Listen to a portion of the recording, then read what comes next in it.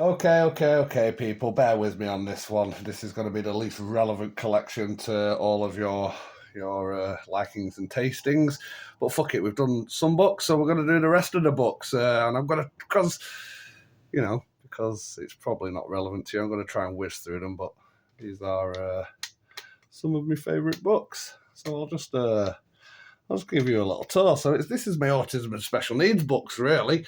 Up here we've got like historic autism books, books that are, old back in the day. A bit of Leo Kanner, a bit of Bernard Rimland, those guys, Lorna Wing, Bruno Bettelheim, the evil Dr. B. And then we have some actual history books. These are actually mainly about Dr. B, but there's a few other kind of history books. One by Uta Firth, the great autism researcher, diagnosing Jefferson, about fucking, Thomas Jefferson, the president, one of the founding fathers of America. Kind of idea that he had autism. This one's interesting. This Autism in History by Uta Firth. She kind of diagnoses a dude, Hugh Blair of Bruges or something, some Scottish dude from historical records. And then I'll put the camera down. Coming down here, perhaps the most important section here is like all books written by autistic authors. Your Temple Grandins, your Donna Williamses, your Wendy Lawsons. I mean, there's a lot. Daniel Tammet's. Good old, what's his face? Chris Packman, plenty more. They're the kind of ones that people know of. And then just below we have just as important as we're thinking about individuals. These are books by parents of people with autism. Always worth having. Okay, we're going below, going down. Bit more boring. Your general autism science books and shit like that. Some great books in there by some great authors. Fucking big Simon Baron Cohen, Ali G's cousin. Sacha Baron Cohen's cousin is a top quality pioneering autism researcher. If you don't know, now you know. Rita Jordan, Temple Grandin science book down there. Another Uta Firth, again, she's a proper autism researcher. Tony Atwood, Donna Williams, plenty of well-known autism pioneers, authors, academics and whatnot. And then we have some books related to Down syndrome down here, I'm interested in general disabilities and stuff and things that overlap kind of neurological issues and whatnot. So Down syndrome, interesting subject to me. We'll stay down at the bottom. All right.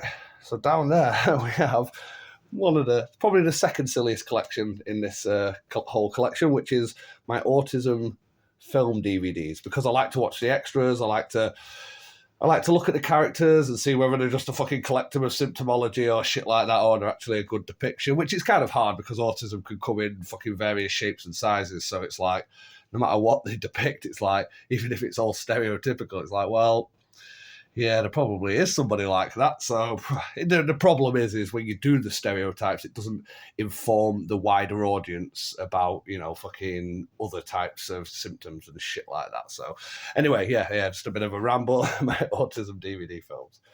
Some fictional books about autism, and yeah, mainly just autism. The curious incident of the dog at night time. We all know that bad boy, don't we? Moving up to the more academic and perhaps less relevant and more boring. We've got a few approaches to working with people who either have autism or autism and additional learning difficulties or just neurological issues. These things are great for intensive interaction, pretty much all of that shelf. Mainly over here is one of my heroines. Her name is Phoebe Cordwell. She's an absolute, look, I'm pointing over there where the cannon's shooting. Absolute legend, does a lot of intensive interaction, which is a dope-ass practice, which kind of fucking works on like using an individual's body language to communicate with them. It can be done at fucking all levels, even, with people with severe learning difficulties, all the way to fucking being a salesman, But she's kind of developed it further into this thing called responsive communication. Go and check that out. Check out our website. Loads of videos and shit. Right, going up. We're almost done. In fact, I'll pick you up. Here we have what I find like most interesting. So autism history. So like people who have written books about autism history.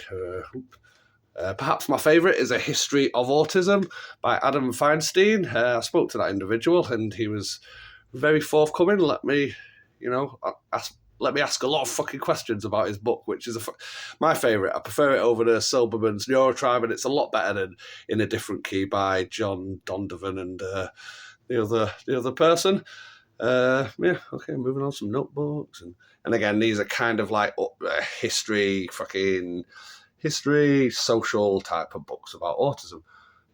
Moving on, occupational therapy. Ooh, we're getting into my real life here. Let's move on. So yeah, more autism kind of. These are like fucking again, special education kind of stuff you'd implement and shit like that. As are these, but less specific to autism, more specific to just general disabilities, because you got to cover all bases really. And then up here actually, and right to the end, they're more historic books, not history books, historic books. So old ass books. Well, actually, no, I tell a lie. These are historic books that you would never use anymore in practice, but you can read them to learn what the fuck was going on back in the day. And then these are general disability history books, and I haven't read these. Are my 3 new ones, and can't wait to read them, to be honest. They look fascinating. But yeah, they're general disability history books. And then last little bit, and the most stupid, I suppose. Oh, that's in between like magazines and stuff related to autism and disability. My VHS collection. Yay. The first 3 films featuring an autistic character, I believe, or certainly the first 3 English-speaking films featuring an autistic character. Change of Habits with Elvis Presley from like the fucking 60s. And then The Boy Who Flies, featuring Fred Savage. That was from, what year was that? 86, I think, and then Rain Man 88. So yeah, that's the stupidest little shelf that I've got. But yeah, nice. There's a nice tour of my autism bookshelf. So if you remember, I don't know if you've seen the last library tour I did, but those shelves over there are fucking like local history. Oh, and down in that bottom corner, actually, that's all my spare autism books. As you can see, I've got about 10 copies of A Curious Case of the Incident, Curious Incident of the Dog at Night Time, because, they're in the charity shop all the time, and that shit-ass film with Channing Tatum. Dear John, I think it's got Channing Tatum. Right, splendid. That's it. That's all. That's everything. That's my autism box pretty much covered. You don't need to see all the random autism documents and shit like that I have saved. I like learning, I've got to learn, and especially learn from people with autism. So that's a good place to start. But the problem is you have to read a lot of their books, because if you just read one, then it's just one person's perspective. But there are other books that aren't necessarily by autistic authors, say like ones by Phoebe Caldwell, who she'll encompass a lot of different autistic authors' views. So, yeah, read a lot of them, and some of them. Splendid, right, people? I'm definitely going. Thank you for staying tuned and staying with me. Have a splendid day, and keep it diverse. Peace.